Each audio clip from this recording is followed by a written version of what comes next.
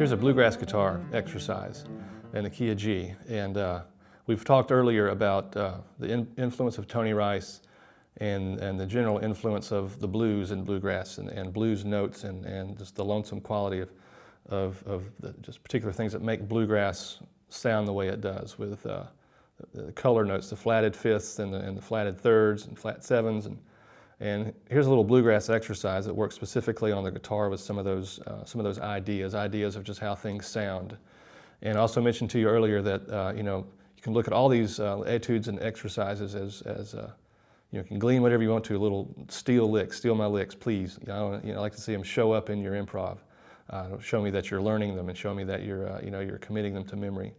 And so I'll just talk through this one here. And what's going on is you slide. Again, all through this, we're continuing to pound the idea of solid rhythm, even in our single note playing. So what happens is we're sliding from the 3rd fret up to the 5th fret on the 4th string and starting a little rhythmic pattern. There's the first bar.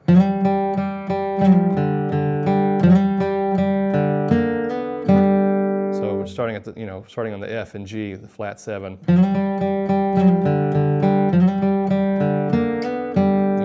And sort of we talked about how slides and hammer-ons and pull-offs can smooth out your playing, and with these when you add the color notes, and it kind of greases up the playing at that point. It kind of gives it a real sass and an attitude. So and your downbeats are strong, and those ideas are just that much more clear as an idea musically. So.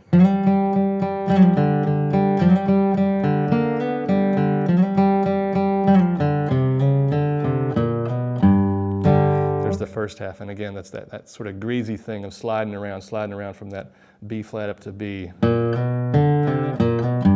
Right, so here's the second half. And we're going to climb up to a really cool descending lick that you can use. And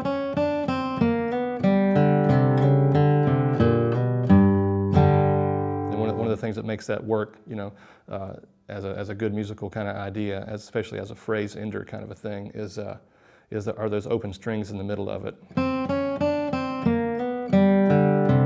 Because you get all those really, and in G, with that C in there, again, we talk about all those notes that make sort of, bluegrass cool, and then you got that dissonance right there. So.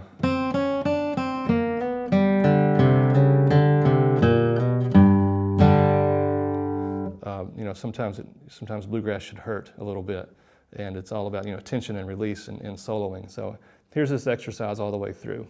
The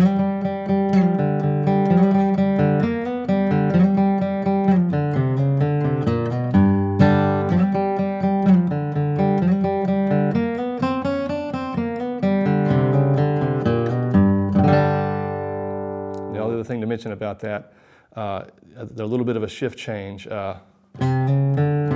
When you get to that B flat to slide, just slide with your first finger up, and it'll immediately shift your position back in time for that G chord.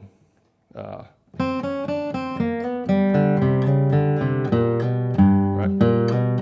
as opposed to a hammer-on. So not only is the slide allowing for a bit of attitude and kind of the greasiness of the thing, but it also sets up the next, the power of the next downbeat.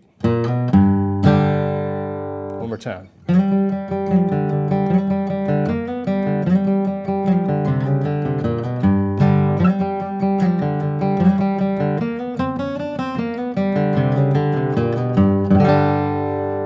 right, there you go.